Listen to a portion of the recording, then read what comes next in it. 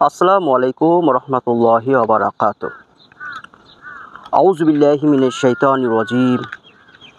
বিসমিল্লাহির রহমানির রহিম। ইয়্যাকা না'বুদু ওয়া ইয়্যাকা নাস্তাঈন। পবিত্র কোরআন মাজিদের প্রথম সূরা, সূরা ফাতিহার একটি গুরুত্বপূর্ণ আয়াত হচ্ছে ইয়্যাকা না'বুদু ওয়া ইয়্যাকা নাস্তাঈন, যার অর্থ হচ্ছে আমরা একমাত্র আপনারই ইবাদত করি, একমাত্র আপনার কাছেই সাহায্য চাই। পবিত্র কোরআন মাজিদের এই যে সূরা ফাতিহা, এই সূরা ফাতিহার শানে নজুলি হচ্ছে, কিংবা বলা যায় এই সূরা ফাতিহার ব্যাখ্যাই হচ্ছে সম্পূর্ণ পবিত্র কোরআনের অন্যান্য আয়াত। সুতরাং এটা বলার অপেক্ষা রাখে না যে সূরা ফাতিহা কতটা গুরুত্বপূর্ণ।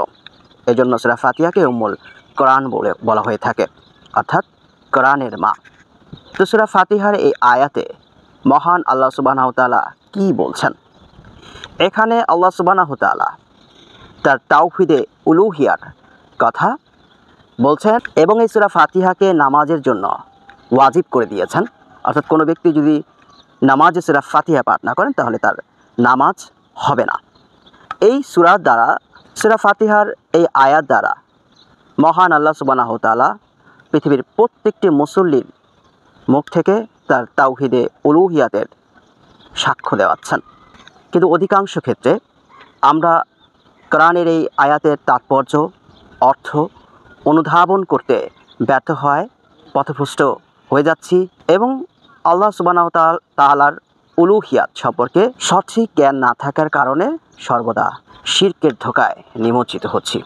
তো আজকের ভিডিওর আলোচনার মূল বিষয় হচ্ছে তাওহীদে উলুহিয়া, যা প্রতিটি মুসলিমের জন্য অপরিহার্য এবং বিশেষ করে ভারত উপমহাদেশে এবং আমাদের এই বাংলাদেশের মুসলমানদের জন্য এই তাওহীদে উলুহিয়াত খুবই গুরুত্বপূর্ণ। মূল আলোচনায় যাওয়ার আগে ছোট্ট করে ওই যে তাবলিগের ভাষায় বলে না কারফিউ জারি, তো ওই কারফিউ জারি একটা আমি উল্লেখ করার চেষ্টা করছি। সেটা হচ্ছে গতকাল রাত আনুমানিক 3:30টার দিকে একটি ভিডিও আমার সামনে এসেছিল, ছোট্ট একটি ভিডিও। সেই ভিডিওর মধ্যে দেখলাম যে রেজাউল করিম আবরার, খুব সম্ভবত এই ধর্ম ব্যবসায়ী শয়তানটার নাম, তো এই তাগুত সে বলছে যে আমরা ফিকের ক্ষেত্রে ইমাম আবু হানিফা রাহিমাহুল্লাহকে অনুসরণ করে থাকি, অর্থাৎ ইমাম আবু হানিফা রাহিমাহুল্লাহকে আমরা আমাদের ফিকের ইমাম মনে করে থাকি, কিন্তু আকীদার ক্ষেত্রে আমরা তাকে আমাদের ইমাম মনে করি না। আকীদার ক্ষেত্রে আমরা অনুসরণ করে থাকি আশওয়ারি এবং মাতুরিদিদের আকীদা, অর্থাৎ আবুল মনসুর মাতুরিদি, তার আকীদা আমরা ফলো করে থাকি। যাক, এই বক্তব্যের একটা ভালো দিক আছে, সেটা হচ্ছে আমাদের দেশে যারা হানাফি মাযহাবের কথা বলে গলা ফাটিয়ে ফেলে, অর্থাৎ কেউ যদি বুকে হাত দেয়, হাত বেঁধে নামাজ আদায় করে, কেউ যদি একটু জোরে আমিন বলে, কেউ যদি আল্লাহ রাসূল সাল্লাল্লাহু আলাইহি সাল্লামের মতো একটু রাফুল ইয়াদাইন করে, তাহলে তার বিরুদ্ধে তারা কঠোর অবস্থান নেয়। ওই সম্প্রদায়টা, ওই পথভ্রষ্ট বেদাতি শ্রেণীটা কখনোই এই কথাটা মুখে স্বীকার করতে চায় না যে আমরা আসলে ইমাম আবু হানিফাকে অনুসরণ করি না। তো যাই হোক, কথার ফ্লোতে হোক বা কথার প্রসঙ্গে হোক, যে কোনোভাবে রেজাউল করিম আবরার এই মহাসত্য কথাটা তার মুখ দিয়ে স্বীকার করেছেন। এজন্য আমি প্রথমে তাকে সাধুবাদ জানাই, অন্তত এই কাজটার জন্য যে তিনি একটি সত্য স্বীকার করে নিয়েছেন। কারণ আমাদের দেশে প্রচলিত হানাফি মাযহাবের যারা অনুসরণ করছেন, তারা কিন্তু মূলত ফিকি মাসালাগুলোকে অনুসরণ করে, অর্থাৎ ওই যে নাভির নিচে হাত বাঁধতে হবে, দইফ হাদিস, আমিনটা ছোট্ট করে জোরে, ছোটো করে আস্তে করে বলতে হবে, এটা জোরে বলা যাবে না, কারণ মা আয়েশা হতে বর্ণিত সহিহ হাদিস হচ্ছে জোরে আমিন বলার হাদিস রয়েছে, কিন্তু সহিহ হাদিস অনুসরণ করা যাবে না। কেন সহিহ হাদিস অনুসরণ করা যাবে না? কারণ কেউ যদি সহিহ হাদিসের অনুসরণ করে তাহলে সে ইহুদিদের দালাল হয়ে যাবে। আচ্ছা, কিন্তু হওয়া উচিত ছিল মুহাম্মদ সাল্লাল্লাহু আলাইহি সাল্লামের দালাল। আচ্ছা, কেন তারা ইহুদিদের দালাল বলে? কেন তারা এই সহিহ সুন্নাহ তরিকায় নামাজ আদায় করলে তাকে ভয় পায় এবং তার সম্পর্কে সাধারণ মানুষকে ভুলভাল বোঝায়? এই বিষয়টা কিন্তু জানতে হবে, এই বিষয়টা কিন্তু জানা খুবই জরুরি। সেটা হচ্ছে এরা আসলে আহলুল হাদিস বা সালাফি মানহাজের অনুসারীরা, কিংবা যারা প্রকৃত সুন্নাহ অনুসরণ করেন, কোরআন এবং সহিহ হাদিস অনুসরণ করেন, ফিকের ব্যাপারে হোক, আকীদার ব্যাপারে হোক, তারা কোরআন হাদিসের সবচেয়ে কাছাকাছি মানহাজ সালাফি মানহাজ অনুসরণ করেন। নবী মুহাম্মদ সাল্লাল্লাহু আলাইহি সাল্লামের আকীদা এবং দ্বীন অনুসরণ করেন। মুহাম্মদ সাল্লাল্লাহু আলাইহি সাল্লাম যেভাবে নামাজ পড়তেন ঠিক সেইভাবে নামাজটা পড়তে চান। এদেরকে তারা ভয় পায়। কেন ভয় পায় জানেন? কারণ এরা যদি সংখ্যায় বৃদ্ধি পেয়ে যায়, তাহলে এই যে সাধারণ মানুষকে ভুজুং ভাজুং বুঝিয়ে তারা ধর্ম ব্যবসা চালিয়ে যাচ্ছে, এই ধর্ম ব্যবসাটা বন্ধ হয়ে যাবে। তার সবচেয়ে বড় উদাহরণ হচ্ছে আমার এই প্রাসঙ্গিক যে ভিডিওটি কথা বলছিলাম, এই ভিডিওর ব্যাপারটি।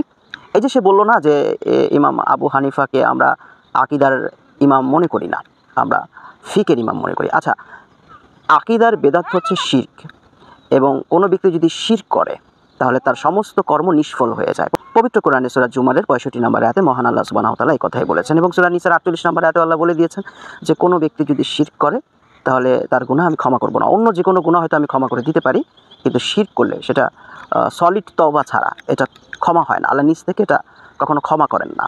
আচ্ছা, তাহলে তারা যে বলল যে আমরা ফিকের ক্ষেত্রে ইমাম আবু হানিফাকে অনুসরণ করি, কিন্তু আকিদার ক্ষেত্রে ইমাম আবু হানিফার আকিদাটা আমরা অনুসরণ করি না, আবুল মনসুর যে মাতুরিদি তার আকিদা ফলো করি। আচ্ছা, এখন আমার প্রশ্ন হচ্ছে, এই ইমাম আবু হানিফার ফিক এত ভালো লাগলো, তার নাবির নিচে হাত বাঁধার ব্যাপারটা এত ভালো লাগলো, তার আস্তে করে আমিন বলার বিষয়টা ভালো লাগলো, তার রাফুল ইয়াদাইন না করার কথাটা ভালো লাগলো, অর্থাৎ ফিকের যত বিষয় আছে সবই ভালো লাগলো, কিন্তু তার আকিদা কেন ভালো লাগলো না? তার আকিদা কি সমস্যা? মানে ইমাম আবু হানিফার আকিদা কি খারাপ বিষয় আছে যে তার আকিদাটাকে বর্জন করতে হলো? হ্যাঁ, সাধারণ মানুষ যদি অন্তত এই বিষয়টা যদি একটু উপলব্ধি করে, তাহলে এদেশের ধর্ম ব্যবসায়ীদের হাত থেকে মুক্তি পাবে। নর্মালি এই বিষয়টা একটু নিরপেক্ষভাবে নিজের বিবেক দ্বারা যাচাই করুন।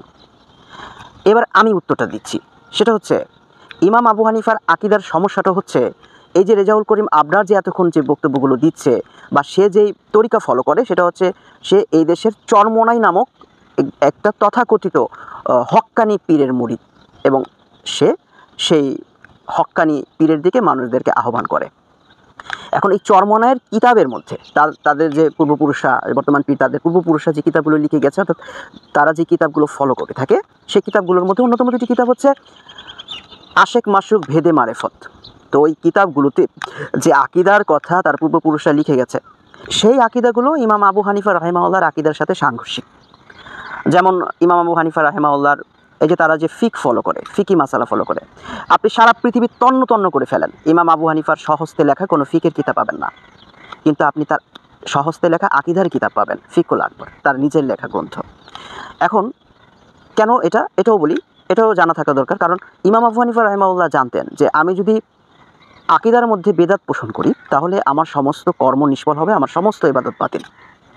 আর ইবাদতের মধ্যে যদি কিছুটা ভুল ত্রুটি হয়ে যায়, আল্লাহ হয়তো সেক্ষেত্রে ক্ষমা করতে পারেন, কিন্তু কোনো ব্যক্তির আকিদায় যদি সমস্যা থাকে তাহলে সে মুশরিক, আর মুশরিকের কোনো ইবাদত কবুল হয় না। এজন্য ইমাম আবু হানিফা রাহিমাহুল্লাহ সারা জীবন উনি ফিকের থেকে আকিদাকে বেশি গুরুত্ব দিয়েছেন, এবং আমাদের দেশে যারা সালাফি ভাইরা আছেন বা আহলুল হাদিস ভাইরা আছেন, তারাও সেই কাজটি করে থাকেন। তারা দেখবেন আমল করেন এবং আকিদাকে সবচেয়ে বেশি গুরুত্ব দেন। তারা একটি কথা সবসময় প্রচার করেন যে আগে হচ্ছে আকিদা বিশুদ্ধ করতে হবে, আগে হচ্ছে তাওহীদ। কারণ আকিদা বিশুদ্ধ না হলে আপনার তাওহীদের সমস্যা হবে, আর তাওহীদের সমস্যা হয়ে গেলেই আপনি মুশরিক হয়ে যাবেন। কেন তাওহীদের বিপরীত হচ্ছে শিরক। তাওহীদ কি? তাওহীদ হচ্ছে একত্ববাদ, এটা হচ্ছে ইসলামের মূল ভিত্তি, জান্নাতে যাওয়ার চাবি। আমাদের সমাজে একটি জাল হাদিস প্রচলিত আছে না, যে নামাজ বেহেশতের চাবি। এই হাদিসটা কিন্তু ঠিক নয়। আসল সত্য হচ্ছে তাওহীদ বেহেশতের চাবি। অসংখ্য কোরআনের আয়াত আপনি এই সম্পর্কে পাবেন। ওই যে বললাম, একটা দলিল আমি দিয়ে দিলাম একটু আগে, সূরা জুমারের 65 নম্বর আয়াত, অর্থাৎ কেউ শিরক করলে তার সমস্ত কর্ম নিষ্ফল হয়ে যাবে, সমস্ত আমল বাতিল।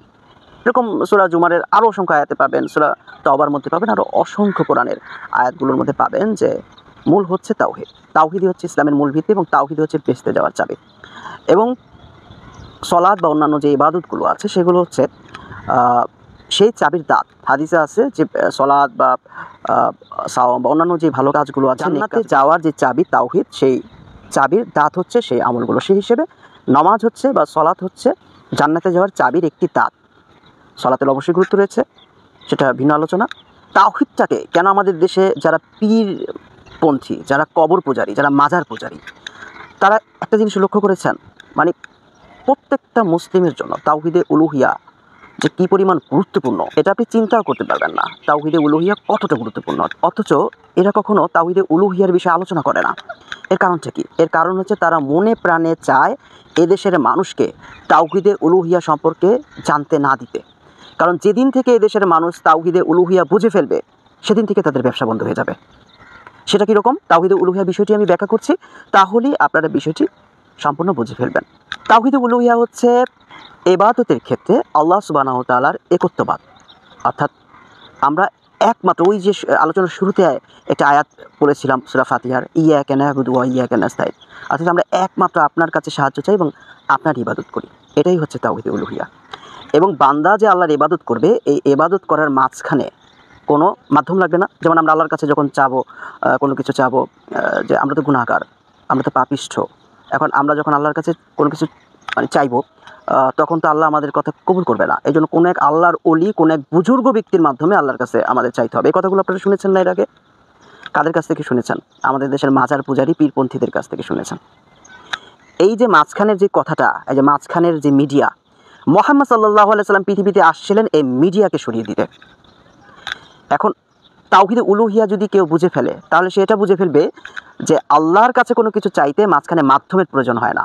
তাহলে কি কোনো ব্যক্তি পীরের কাছে যাবে, পীরের পায়ে সেজদা দিবে, পীরের ইবাদত করবে, কবরে যাবে, মাজারে যাবে, দান খয়রাত করবে, সাদাকা করবে, তাদেরকে টাকা দিবে? তাদের ব্যবসা বন্ধ, টোটালি বিজনেস অফ। এই জন্য এরা কখনো তাওহীদে উলুহিয়া আলোচনা করে না। কিন্তু বাংলাদেশের প্ল্যাটফর্মে সবচেয়ে গুরুত্বপূর্ণ বিষয় হচ্ছে তাওহীদে উলুহিয়া, এমনকি নামাজের চাইতেও বেশি গুরুত্বপূর্ণ। কারণ তাওহীদে উলুহিয়া না বোঝার কারণেই এই দেশের মানুষ উসিলার শিরক করে থাকে। এই যে আমাদের পীর সাহেবেরা, তারা আমাদেরকে বোঝায় না যে আমরা হচ্ছে আল্লাহই সব কিছু দেন, আল্লাহই সব কিছু করেন, কিন্তু আমরা হচ্ছে জাস্ট উসিলা মাত্র। এই উসিলাটাই হচ্ছে তাওহীদে উলুহিয়ার সাথে কন্ট্রাস্ট। আমি ছোট্ট একটি উদাহরণ দিচ্ছি। আমাদের সমাজে অনেকের ধারণা আছে যে আবু জেহেল বোধহয় আল্লাহকে মানতেন না, তিনি হয়তো আল্লাহদ্রোহী ছিলেন। এই কথাটা কিন্তু একেবারেই ঠিক না। আবু জেহেল আল্লাহদ্রোহী হবেন কেন? আল্লাহকে মানতেন না কে বলেছে আপনাকে? সে তো ওই কাবা ঘরের খাদেম ছিলেন। কাবা ঘর কার ঘর? আল্লাহর ঘর না? তাহলে সে আল্লাহকে কীভাবে মানতেন না? সে আপনার আমার চাইতে বেশি মানতেন আল্লাহকে। কারণ সে আল্লাহ ওই হজে যারা যেত তাদের জন্য সে খানা পিনার ব্যবস্থা করতেন, তাদেরকে বিনামূল্যে পানি খাওয়াতেন, এবং সে মনে করতেন যে এই সাদাকার বিনিময়ে আল্লাহ আমাকে ভালো কিছু দিবেন। তাহলে আবু জেহেলের সাথে মুহাম্মদ সাল্লাল্লাহু আলাইহি সাল্লামের দ্বন্দ্বটা কী নিয়ে? সমস্যাটা কী ছিল? সে তো আল্লাহকে মানে। এবং আবু জেহেল দেখেন, যেদিন বদরের যুদ্ধে রওনা দিচ্ছেন, সেদিন উনি কাবা ঘরের গিলাফ ধরে কান্না করছেন এবং উপরের দিকে দুই হাত প্রসারিত করে, আমাদের মধ্যে আমরা হাত তুলে মোনাজাত করি না, সম্মিলিত মোনাজাত, ঠিক একইভাবে এভাবে দুই হাত তুলে মোনাজাত করে উপরের দিকে, দেখেন কত বিশুদ্ধ আকীদা। আমাদের দেশে আমাদের আকীদা তো আল্লাহ সর্বোচ্চ বিরাজমান, আর আবু জেহেলের আকীদা আমাদের চাইতে ভালো ছিল। আমরা আবু জেহেলের চাইতে নিকৃষ্ট হয়ে গেছি।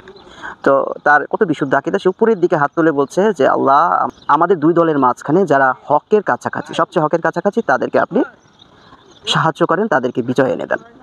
তাহলে চিন্তা করেন কতটা। সুতরাং এই বিষয়গুলো প্রমাণ করে যে আবু জেহেল কিন্তু আল্লাহকে মানতেন। তাহলে দ্বন্দ্বটা কি? দ্বন্দ্বটা হচ্ছে আবু জেহেল আল্লাহ পাকের উলুহিয়াতকে মানতেন না, যেটা আমরা মানি না। নিজেদেরকে মুসলিম দাবি করে থাকি, কিন্তু আল্লাহ সুবহানাহু ওয়া তাআলার উলুহিয়াত মানি না। উলুহিয়াতটা কি? ওই যে বললাম, আল্লাহ সুবহানাহু ওয়া তাআলার ইবাদতের একত্ববাদ। অর্থাৎ সে মনে করত যে আল্লাহর ইবাদত তো করা লাগবেই, আল্লাহকে তো আমরা ইবাদত করি, কিন্তু ওই যে কাবা ঘরে 360টা মূর্তি আছে, সেই মূর্তিগুলোর মাধ্যমে যদি আমরা আল্লাহকে না ডাকি, তাহলে আল্লাহ সুবহানাহু ওয়া তাআলা কি আমাদের কথা শুনবেন? আমরা তো পাপী, আমাদের কথা শুনবেন? ওই কাবা ঘরে বড় বড় আল্লাহওয়ালা ব্যক্তিদের মূর্তি ছিল, ঈসা আলাইহিস সালামের মূর্তি ছিল, মারিয়াম আলাইহিস সালামের মূর্তি ছিল। ওই যে লাত উজ্জা বারবার শোনেন না? এরা ছিল ওই জমানার শাহজালাল শাহপরান, মানে আল্লাহওয়ালা, সব আল্লাহওয়ালাদের মূর্তি, কোনো শয়তানের মূর্তি কিন্তু ছিল না। তো আমরা কি, আবু জেহেল কী করতো? সে মানুষকে আহ্বান করতো যে এদের মাধ্যমে আল্লাহকে ডাকতে হবে, কারণ আমরা গুনাহগার, আমাদের কথা আল্লাহ সরাসরি শুনবেন না। আর আমাদের দেশে পীরেরা কী করে থাকেন? ঠিক সেই কাজটা করেন কি না? তারা তো সেই কাজটাই করেন। তারা আমাদেরকে কি বলেন? যে আল্লাহওয়ালাদের পথে আমরা ডাকি, আল্লাহওয়ালাদের কাছে আসো, তাদের মাধ্যমে আল্লাহর কাছে চাও। অর্থাৎ আমরা মুখে বলছি মুহাম্মাদের দিন অনুসরণ করছি। ওই যে আমাদের দেশে প্রচলিত হানাফি মাযহাবের অনুসারীদের মতো, তারা মুখে বলে না যে আমরা হানাফি মাযহাব অনুসরণ করি, আসলে তারা আকীদা অনুসরণ করে আশওয়ারি এবং মাতুরিদীদের। ইমাম আবু হানিফার কিছুই তারা অনুসরণ করে না। কিছু ফিকি মাসালা অনুসরণ করে, যেগুলো ইমাম আবু হানিফা কর্তৃক প্রমাণিত নয়। ইমাম আবু হানিফা কর্তৃক প্রমাণিত হচ্ছে তার আকীদা, তার ফিক না। তার আকীদা হচ্ছে বিশুদ্ধভাবে প্রমাণিত, কারণ তার লেখা কিতাব আছে এই বিষয়ে। সুতরাং এই হচ্ছে মূলত তাওহীদে উলুহিয়া, অর্থাৎ ইবাদতের ক্ষেত্রে আল্লাহ সুবহানাহু ওয়া তাআলার একত্ববাদ। তাই কোনো কিছুর মাধ্যমে না, ওইটাই পবিত্র কোরআনে সূরা ফাতিহার মধ্যে আল্লাহ বলছেন, ইয়াকা না'বুদু ওয়া ইয়াকা নাস্তাইন, আমরা একমাত্র আপনার ইবাদত করি, আপনার কাছে সাহায্য চাই। এবং এই যে ইবাদতের ক্ষেত্রে আল্লাহ পাকের ইবাদত করতে, আল্লাহ পাকের কাছে কোনো কিছু চাইতে কখনো কোনো মাধ্যমের প্রয়োজন হয় না। এটা সরাসরি চাইতে হবে, সরাসরি আল্লাহর কাছে চাইতে হবে। এখানে কোনো মাধ্যম আনা মানি হচ্ছে কোনো ধর্ম ব্যবসায়ীকে ধর্ম ব্যবসা করার সুযোগ করে দেয়া এবং নিজের তাওহীদ নষ্ট করা, অর্থাৎ শিরকের ধোঁকায় পড়ে যাওয়া। তাহলে আমরা যারা নিজেদেরকে মুসলিম দাবি করি। এবার একটু চিন্তা করেন তো, আমরা কয় নাম্বারের মুসলমান? কেন আল্লাহ আমাদের গায়েবী সাহায্য দেন না? কেন আল্লাহ এই দেশের মুসলমানদের হাতে ক্ষমতা দেন না? কারণ মুসলমানরা তো মুসলমান না।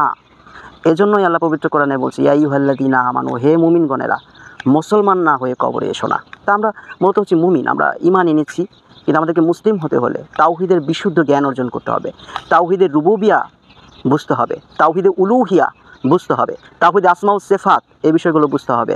কেননা তাওহীদই হচ্ছে ইসলামের মূল ভিত্তি, এবং নবী মুহাম্মদ সাল্লাল্লাহু আলাইহি ওয়াসাল্লাম বিশুদ্ধ তাওহীদ প্রতিষ্ঠা করার জন্যই পৃথিবীতে এসেছিলেন। আর এ সকল তাওহীদের সঠিক বুঝ যখন আমাদের মধ্যে থাকবে, তখন আমরা যখন ইবাদতটা করব, তখন আমাদের ইবাদতটা আল্লাহ সুবহানাহু ওয়া তাআলা কবুল করে নেবেন। মহান আল্লাহ সুবহানাহু ওয়া তাআলা আমাদেরকে সঠিক বুঝদান করুন, এবং এ সকল ধর্ম ব্যবসায়ী পথভ্রষ্ট আলেমদের ফিতনা থেকে, তাদের ধোঁকা থেকে, তাদের প্রতারণা থেকে হেফাজত করুন। আমিন। নবী মুহাম্মদ সাল্লাল্লাহু আলাইহি ওয়াসাল্লামের প্রকৃত অনুসারী হওয়ার তৌফিক দান করুন। আমিন।